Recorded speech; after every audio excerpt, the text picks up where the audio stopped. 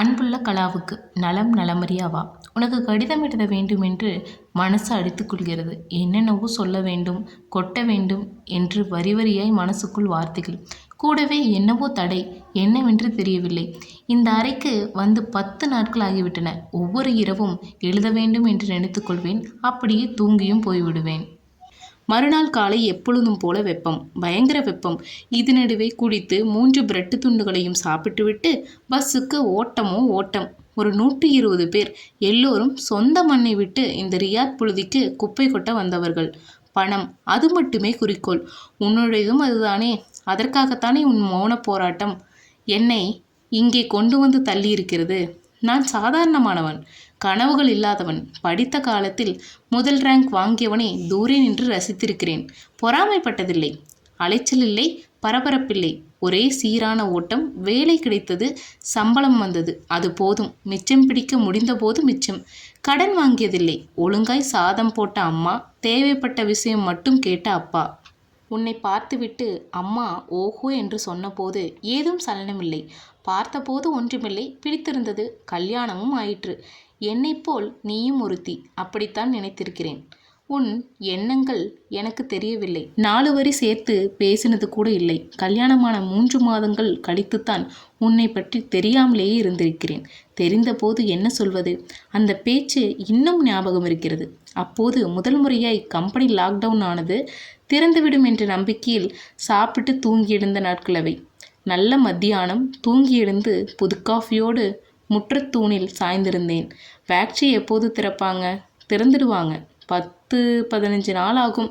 யூனியனில் போய் பேசியிருக்காங்க.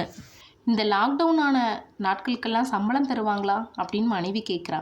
தெரியல. அரை சம்பளம் தரலாம். அதுவும் திறந்துட போகிறாங்களே, அப்புறம் என்ன?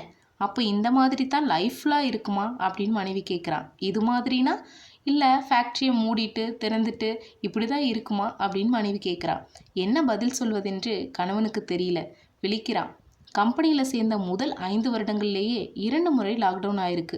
அப்படின்னு இல்லை, நான் தான் போயிட்டுருக்க கம்பெனி ஒரு சில பேர் தகராறு பண்ணுறாங்க, அதனால தான் லாக்டவுன் ஆயிருக்கு. சரிங்க, அதுக்காக இந்த கம்பெனியை நம்பிட்டே இருக்கணுமா? அது வரைக்கும் யோசிக்காத விஷயம். இப்படியே போய்கொண்டு இருப்போம் என்று தான் நினைக்கிறேன். லாக்டவுன்னா கொஞ்சம் சிரமந்தான். திருப்பியும் அடிச்சு பிடிச்சு திறந்துடுவாங்க. 4000 தொழிலாளர்கள் வயிற்றுல அடிக்க யாருக்கு தான் மனசு வரும்? ஒரு நம்பிக்கை தான். 2வது முறையும் லாக்டவுன் ஆன போது உனக்கு 8 மாதம். செலவுக்கு பணம் இல்லாத போது பெரியண்ணா உதவுனாரு. அப்போ தான் நமக்கு பிரகாஷ் பிறந்தான். சந்தோஷமான அந்த நேரத்தில் மீண்டும் உத்தியோக பற்றி பேச்சு வந்துச்சு. இப்போது புது காரணம், புது வேகம். இவனை வளர்க்க வேணும், இவனை படிக்க வைக்கணும் அப்படின்னு இது மாதிரியான நிறைய காரணங்கள் இருந்துச்சு. லாக்டவுன் ஆகிட்டே இருந்துச்சு. எதிர்காலத்தில் என்ன பண்ண போகிறோன்னு தெரியல.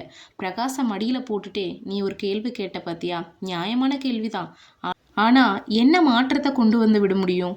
படிப்பு குறைவு, ஒவ்வொருவர்கிட்டையும் சொல்லி வச்சு வாங்கின உத்தியோகம், எந்த உறுதியில் இந்த வேலையை மாற்றிக்கிறது அப்படின்னு எனக்கு தெரியல.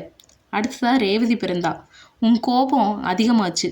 இப்போது அவளோட கல்யாணம் பற்றி யோசிக்க ஆரம்பிச்சிட்ட. விளையாட்டாய் நான் சொன்னவைகளை விபரீதமாக்கி கொண்டாய். ரேவதிக்கு நாம் பார்க்கணுமா இல்லை அவளே பார்த்துக்குவாளா? ஏன் நீங்களே ஓடச் சொல்லுவீங்க போல் இருக்கே அப்படின்னு மனைவி சொல்கிறா. ஓடினா என்ன பண்ண முடியும்? என்னால் நான்ட்டு சாக முடியும் அப்படின்னு மனைவி சொல்கிறா. நான் அதிர்ந்து போனேன், உள்ளடக்கினேன். எல்லாவற்றுக்கும் அடிப்படை பணம்தான் என்ற உன் எண்ணம் புரிபட்டது. இந்த வெளிச்சத்தில் உன் பிற செயல்களும் புரிபட்டன. நல்ல புடவை, நல்ல நகை, சொந்த வீடு, சொல்லும்படியான உத்தியோகம், வாழ்வு. நான் லட்சியமற்று வளர்ந்தவன். உன் லட்சியங்கள் மலைப்பு தந்தன, பயமுறுத்தின. அதைவிட அவையெல்லாம் தேவையா என்று யோசித்தேன். எனக்கு தேவையில்லை என்று தோன்றியது. இதன் பிறகு நான் ஒரு பெரிய தப்பு செய்தேன். என் லட்சியமின்மையை சொல்லியிருக்கக்கூடாது. சொல்லிவிட்டேன். உன் மௌன போராட்டத்தின் தொடக்கம் இங்குதான் ஆரம்பித்தது. அப்புறம் உன் பேச்சில், செயலில், உணர்வில் உத்வேகம் இல்லை. கடனுக்கு மாரடிக்கத் தொடங்கினாய். என்னை எவ்வளவு கஷ்டப்படுத்தியது தெரியுமா? உனது புழுக்கமும் உனது வரட்டுத்தனமும் என்னை வாட்டியது. நான் வேகமற்றவன்தான், லட்சியமற்றவன்தான். ஆனால் நான் உணர்வற்றவன் இல்லை.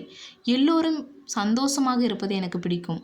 குழந்தைகள் புத்தாடை பூண்டு பண்டிகைகளில் குதூகலிப்பாக இருக்கிறது பிடிக்கும். 4 பேரோட சத்தமாக பேசி சிரிக்கிறது பிடிக்கும். ஆனால் எல்லாவற்றிற்கும் சந்தோஷம் அருகியது மந்தத்தனம் புகுந்து கொண்டது. மௌனமாய் உன்னை நீ வாட்டிக்கொள்வது வீடு முழுவதும் இருந்தது. வீட்டுக்கு வரவே பிடிக்கவில்லை. சில சமயம் அப்படியே எங்காவது நடந்து போய்விடலாமா என்று தோன்றியதுண்டு. உன்னை எப்படி சந்தோஷப்படுத்துவதென்றே எனக்கு தெரியவில்லை. பணம்தான் இன்றைய உலகின் மகிழ்ச்சியான அடிப்படை என்பதை என்னால் ஏற்க முடியவில்லை. உன்னிடம் பேசுவது கூட இயல்பில்லாமல் போனது. யாரோ 4வது நபரிடம் காட்டும் முகம் ஒரு நிலைக்குப் பின் லேசான பயம் கூட தலையெடுக்கத் தொடங்கியது. வாய் பேசா சேவகர்கள் 4200 பேருக்கு விஆர்எஸ் கொடுத்து வீட்டுக்கு போ என்றார்கள். அப்போதுதான் கம்பெனியை மீண்டும் லாபமடையச் செய்ய முடியும் என்றார்கள். எவ்வளவோ சண்டை போட்ட போதும் 15 வருடம் குப்பை கொட்டியது போதும் போடா என்று விட்டார்கள். வீட்டுக்கு வந்து உட்கார்ந்த போது வயது 42. உடம்பு ஒரு சுகத்துக்கு பழகிவிட்டிருந்தது. நிமிர்ந்து பார்த்தபோது பயமாக இருந்தது. வேலை இல்லை. ஜீவனத்துக்கு செட்டில்மெண்ட் பண்ணி அனுப்பிய பணம் மட்டுமே இருந்தது. சிறியவர்களாகவும் பெரியவர்களாகவும் இல்லாமல் 2 குழந்தைகள். கூடவே புழுக்கத்தில் இறுகி போன நீ. எப்படி இருக்கும் என்று யோசித்துப்பார். அப்போது உனக்கு கருணை இல்லை. உன் பார்வை என்னை குத்தம் சொல்லியது. உன் செயல்கள் என்னை இகழ்ந்து பேசின. நான் துவண்டேன். நடந்தவைகளுக்கெல்லாம் நானா பொறுப்பு? உலகம் இழுத்த இழுப்புக்கு நான் ஆடியிருக்கிறேன். வேறென்ன செய்ய முடியும்? உனக்கேன் இது புரியவில்லை? எனக்கும் புரிய வைக்கவும் தெரியவில்லை. விளைவு ஒதுங்குதல். உனக்கு தேவையானதை உனக்கும் எனக்கு தேவையானதை எனக்கும் அருளை இறைவனிடம் வேண்டினேன். யார் யாரிடமோ சொல்லி ஹெவி வெஹிக்கிள் டிரைவராக ரியாத் வந்து விழுந்தேன். இப்பொழுது சம்பளம் இங்கு வந்து கொண்டிருக்கிறது. இன்னும் 2 வருடங்களில் உன் லட்சியங்கள் பூர்த்தியாகிவிடலாம். அப்புறம் உன் வார்த்தைகளில் உட்கார்ந்து சாப்பிடலாம். ஆனால் இதனாலெல்லாம் என்ன பயன்?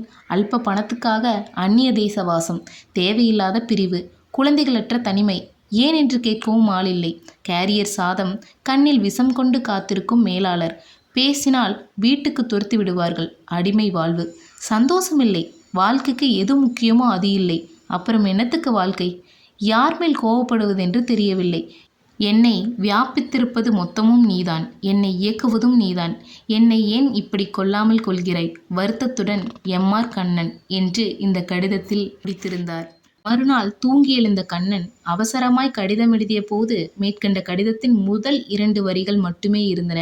அப்புறம் குழந்தைகளின் நலம் விசாரித்து, படிப்பு விசாரித்து, வங்கி மூலம் அனுப்பியிருக்கும் பணத்தை பெற்றுக்கொள்ளுமாறு கூறி கலாவுக்கு தன் பூரண அன்பை தெரிவித்திருந்தான்.